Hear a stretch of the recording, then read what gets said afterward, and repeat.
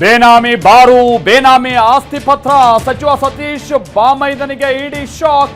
ಕೇಂದ್ರದ ವಿರುದ್ಧ ಕೈಪಡೆ ಗುಡುಗು. ಆಸ್ತಿ ವಿಚಾರಕ್ಕೆ ತಿರುಗಿದ ಬಿಡದಿ ಕಾಳಗ. 132 ಎಕರೆ ಎಂದ ಅನಿತಾ. ಕುಮಾರಸ್ವಾಮಿಯೇ ಹೇಳಿದ್ದು ಅಂದ ಎಂಬಿ ಪಾಟೀಲ್.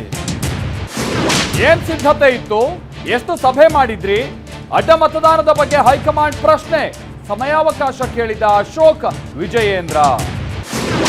ಲಾಬಿ ಸಹಿಸಬೇಡಿ, ಒತ್ತಡಗಳಿಗೆ ಮಣೆ ಹಾಕಬೇಡಿ. ಸಿಎಂ ಡಿಕೆಗೆ ಹೈಕಮಾಂಡ್ ಖಡಕ್ ಸಂದೇಶ. ಸಚಿವಾಕಾಂಕ್ಷಿಗಳಿಗೆ ವರಿಷ್ಠರ ಶಾಕ್. ಸಿಗ್ನಲ್ನಲ್ಲಿ ಯಾರಾದ್ರೂ ಹಂಪ್ ಹಾಕ್ತಾರೇನ್ರಿ?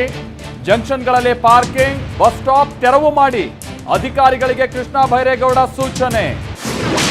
100 ಕೆಜಿ ಚಿನ್ನ ಬೆಳ್ಳಿ ನಾಪತ್ತೆ. ದೇಣಿಗೆ ಲೆಕ್ಕ ಕೇಳಿದ ದಾನಿಗಳು. ಎಸ್ಐಟಿಯಿಂದ ತನಿಖೆ ಮತ್ತಷ್ಟು ಚುರುಕು.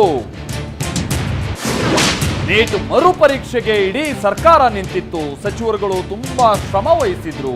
ಕ್ಯಾಬಿನೆಟ್ ಸಭೆಯಲ್ಲಿ ಮೋದಿ ಹೇಳಿಕೆ.